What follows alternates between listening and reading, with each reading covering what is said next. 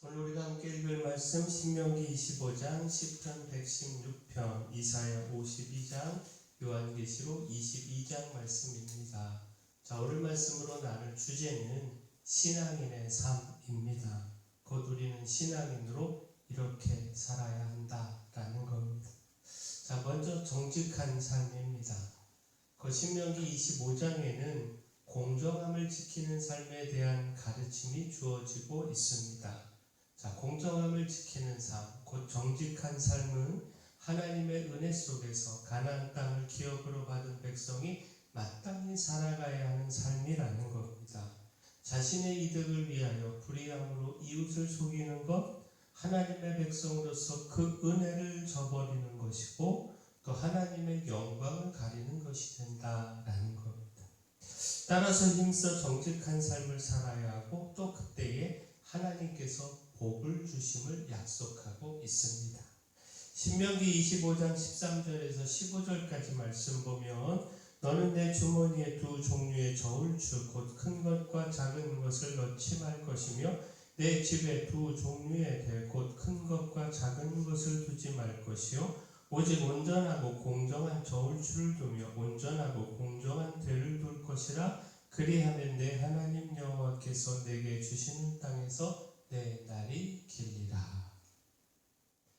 자, 하나님은 의로우시며 불의를 기뻐하지 않으십니다. 주의 은혜와 복을 누리고 있는 성도로서 하나님께서 기뻐하지 않으시는 불의함을 버리고 의를 따라 정직한 삶을 살아가는 것이 마땅합니다. 어리석게 작은 이익을 위하여 불의와 타협할 것이 아니라 의와 정직함으로 세상의 모범이 되어야 하고 또 이를 통하여 하나님의 복을 누려야 합니다. 자, 또한 우리 신앙인이 살아가야 하는 삶, 기도의 삶입니다. 우리의 믿음의 삶에 환난이 있을 수 있지만 우리는 하나님 앞에 기도할 수 있고 또 따라서 이 기도함으로 그 환난을 능히 이길 수 있습니다. 그렇게 이기는 삶 살아가야 합니다. 시편 116편은 죽음의 위기에서 건져주신 하나님의 은혜에 감사하며 하나님께 서원한 것을 지키겠다 결단하며 드린 기도입니다. 곧 이 신앙인은요, 환난과 슬픔을 만나고 죽음의 고통 중에서 하나님의 구원을 구하며 기도했습니다. 그 절박한 상황에서도 그 삶을 포기하지 않았고 하나님을 의지하며 그 구원을 믿었습니다. 그 어떤 사람이 아니라 하나님에게서 해답을 찾고 하나님께 매달렸습니다.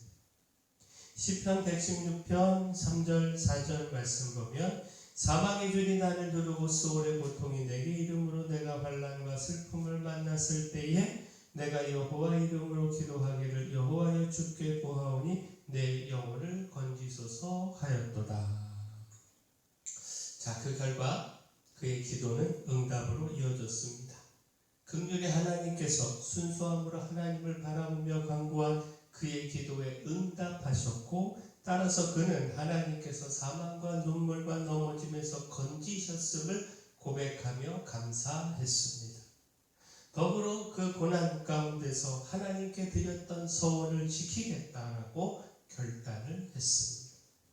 자, 결국 무엇입니까? 이 신앙인의 기도는요, 믿음의 삶을 살아가는 우리에게 큰 도전과 가르침을 줍니다. 곧 주의 은혜 속에서 살아가는 믿음의 삶에 환난과 고통이 없지 않습니다.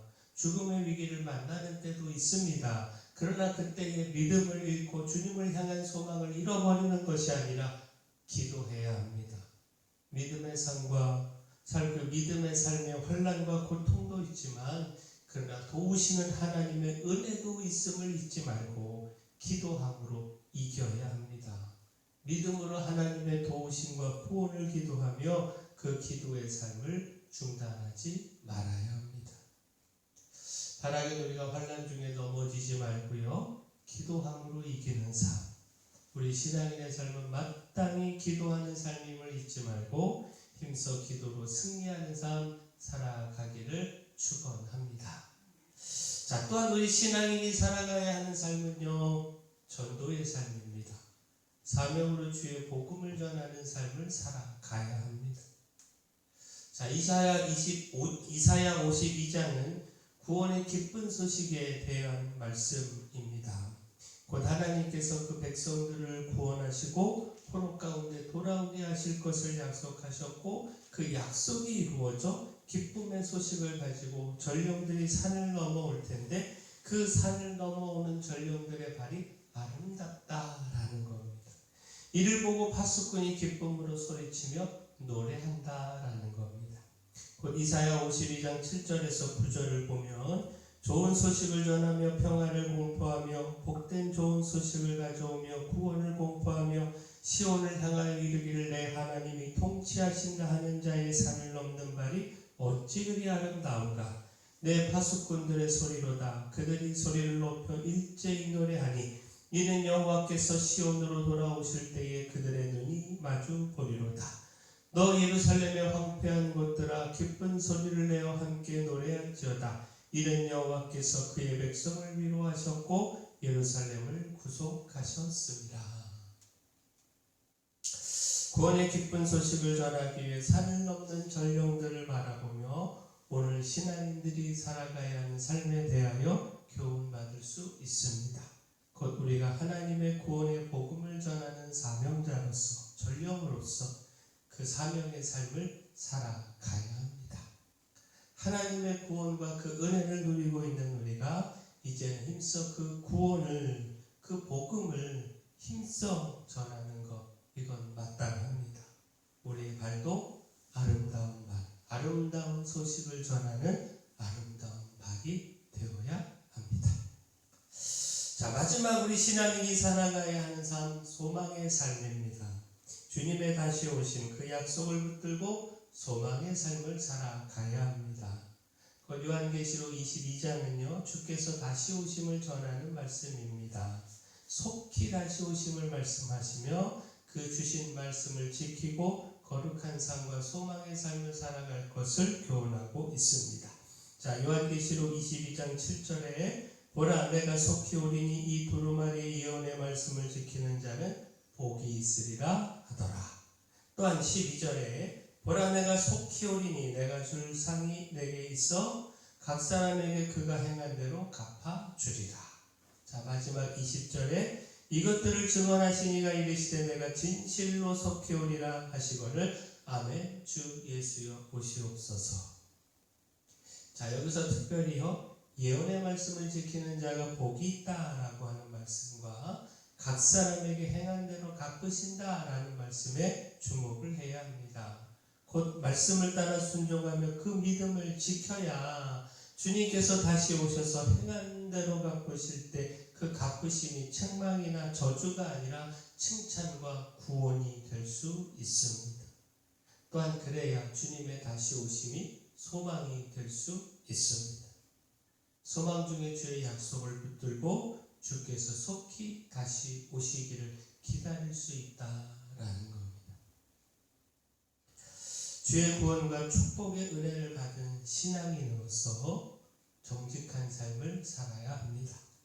고난 중에도 믿음으로 기도하는 삶, 사명으로 복음을 전하는 삶 살아야 하고 무엇보다 주의 다시 오심을 기다리며 소망의 삶을 살아가야 합니다. 바라기는 우리가 이렇게 살아가기를 소원합니다. 사랑의 주 하나님, 작은 이익을 위해 불의에 타협하지 않기를 소망합니다. 정직한 삶으로 주의 복을 받아 누리기를 소망합니다. 환난 중에서도 기도하며 이기게 하시고 힘을 다해 주의 복음을 전하며 살게 하여 주시며 다시 오실 주님을 소망 중에 기다리며 힘써 주의 말씀 지키며 살아가게 하여 주시옵소서. 교회에 연약한 모든 분들 주님 강력한 손으로 안수하시고 치료하여 주시옵소서. 저희 교회 주신 사명 이 마을의 빛이요 소금으로서의 사명 잘 감당할 수 있도록 힘도 주시고 물질도 주시고 일꾼도 보내주시옵소서. 모든 것 주님께 맡겼고 예수님의